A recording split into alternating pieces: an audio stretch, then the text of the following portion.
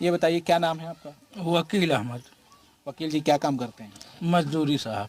मजदूरी से खर्चा निकल जाता है परिवार का? अब परिवार जिला रहे हैं साहब। पेट भर चढ़ा था साहब और कुछ नहीं। और क्या चाहते हैं, गांव में क्या बदलाव होना चाहिए? साहब यही पानी की निकाल हो जाए, पानी हो जाए, शौचालय हो जाए साहब, गरीबों की आवास हो जाए और कुछ नहीं। राशन पानी मिल रहा है, शिक्षा विद्या स्कूल बच्चे लोग के भेज रहे हैं, हाँ पढ़ाई कर रहे हैं, बस यही बात क्या है। अम्मा दवाई वाई कहाँ से लेती हैं? वह प्राइवेट में ले थे। सरकारी में सुविधा नहीं है क्या? नहीं सरकारी में जाई थे, पैसा बहुत जलागत है, तब सब प्राइवेट में जाई अब थे। गांव को नेताजी ने गोद लिया है तो कुछ उम्मीद जगी है क्या? कुछ नहीं, कुछ नहीं, कुछ नहीं। क्या क्या दिक्कत है गांव में?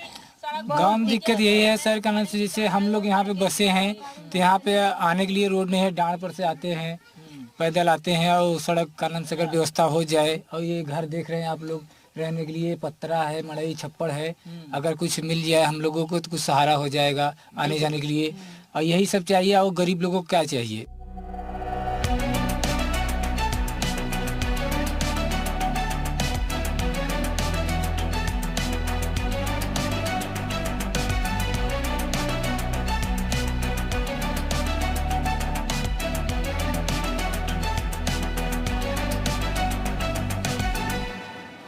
कालीन उद्योग के काम से मशहूर भदोही जिला ज्ञानपुर विधानसभा है ये, और इस वक्त हमारी मौजूदगी है बैदा खास गांव में। दरअसल ये गांव इस वजह से भी खास है क्योंकि इसको भाजपा सांसद रमेश चंद्र बिंद ने गोद लिया है। अब गोद लिए इस गांव में आगे बढ़ते हैं और गांव के अब प्राथमिक विद्यालय की जो तस्वीरें हैं वो आपको दिखाते हैं। दरअसल देखिए ये पूरे जो विद्यालय की कायाकल्प की गई है, यानी एक तरह से पेंटिंग्स के जरिए इन सरकारी विद्यालयों की स्थिति सुधारने की कवायद जरूर हुई है, लेकिन पढ़ाई लिखाई की बात करें तो वो किस कदर है ये भी हम आपको भीतर चल के दिखाएंगे। इंफ्रास्ट्रक्चर कैसा डेवलप किया गया है स्कूल का, क्योंकि सरकारी स्कूलों को ये माना जाता है कि आमतौर पर यहाँ पर इंफ्रास्ट्रक्चर की कमी दिखाई देती है, लेकिन कैसा है स्कूल का विद्यालय ये हम आपको तस्वीरों के जरिए दिखाते हैं।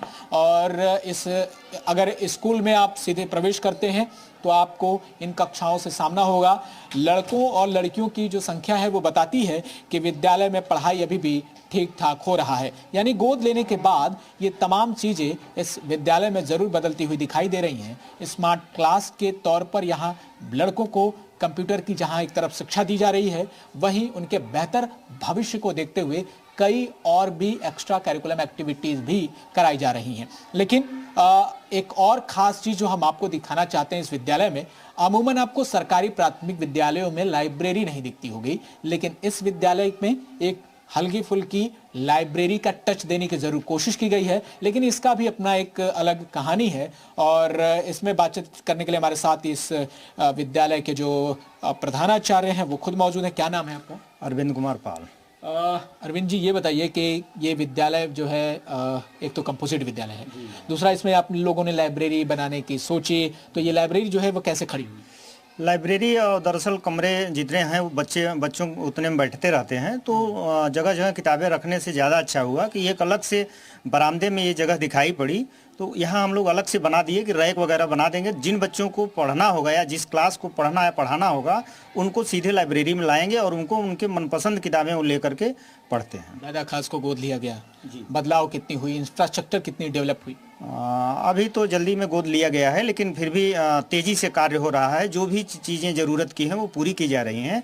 जैसे विद्यालय में कायाकल्प के तहत तो बाकी चीज़ें पूरी कर दी गई हैं, केवल दिव्यांग शौचालय रह गया है जिसे शीघ्र पूरा किया जाएगा। ठीक है, तो ये स्कूल का कायाकल्प है, लेकिन और भी तमाम जो बदलाव हैं गांव में वो ज़रूर होने शुरू हो गए हैं। और इसी तरह के जो बदलाव के बयार हैं वो सांसद आदर्श ग्राम योजना के तहत गाँव में करने हैं, और उसी को लेकर यहाँ पर भी एक तरह की कोशिश की गई है। 2024 का लोकसभा चुनाव खास तौर पर इसी मुद्दे को लेकर भी लड़ा जाना है कि आखिर में जिस विकास का खाका पेश किया गया था उसके तहत भारत के गांवों की तस्वीर कितनी बदली है, और इसकी पड़ताल लगातार हम करते जा रहे हैं। आगे कुछ और तस्वीरें, आगे कुछ और गांव वालों की राय आपको बताएंगे और दिखाएंगे उस वादे और दावे की पड़ताल कि आखिर सच क्या है। आइए हमारे साथ।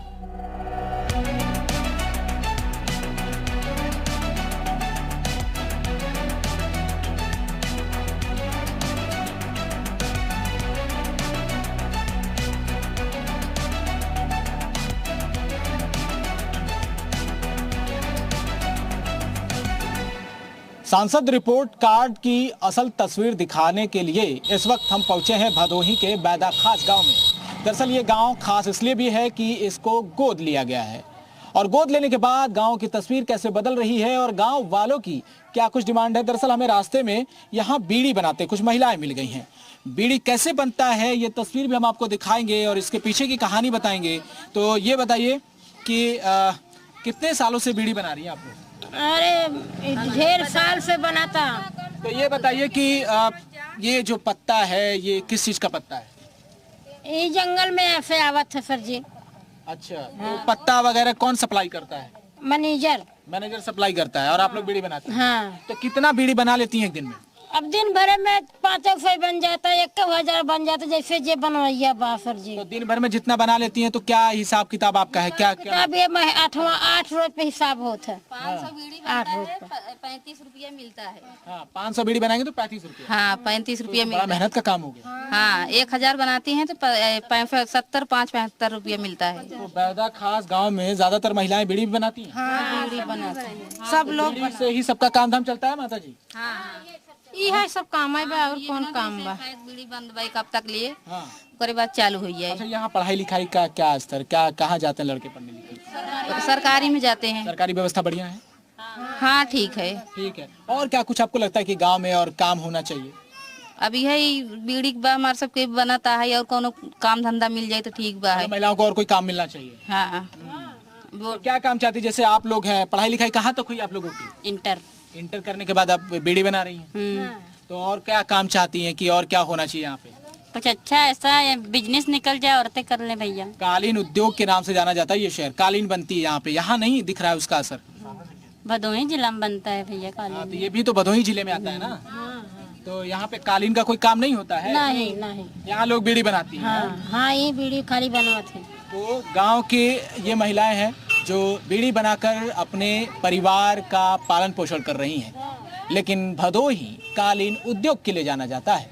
और ऐसे में गांव की ये तस्वीर बताने के लिए काफ़ी है कि अभी भी यहाँ पर कैपिटा इनकम बढ़ाने के लिए बहुत प्रयास किए जाने बाकी हैं।